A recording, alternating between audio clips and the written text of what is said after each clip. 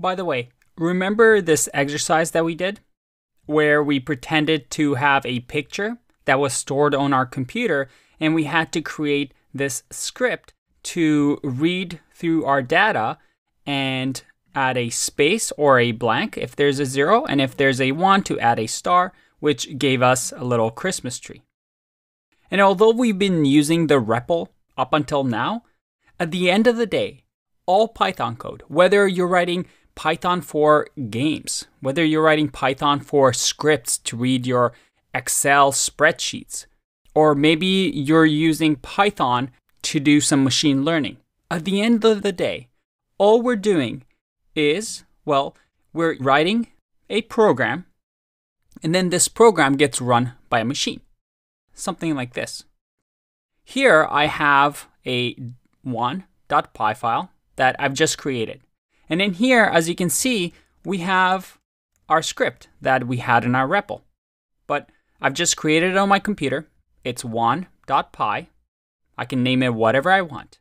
And usually a way a program runs, again, any type of Python program, any type of programming language.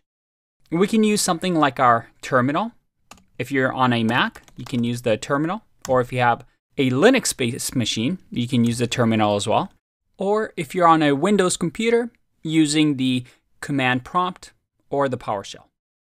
So that here, if I wanted to run the 1.py file, I make sure that my present working directory is where my file exists, which is on my desktop. Remember that on Windows, you'd say directory or dir to find out what your present working directory is. Once you're in the same directory, remember if you're not, you can cd into different locations to get to where the file is. And then we run the file by saying Python, in our case 3, again, based on whatever interpreter you want to use, and just say 1.py. And there you go. Our graphical user interface of displaying a tree is working. And although this is a simple example, that's all code is. Code is being run by a machine like this. We just say, hey, run this Python file or multiple files through the Python interpreter. And the machine is going to do something. We created a Christmas tree generator, so that's what the machine does. But the machine can do anything.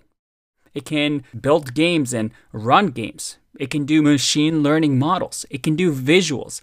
It can simply send emails to your friends. The possibilities are endless, and we'll explore those topics in our projects coming up in the course.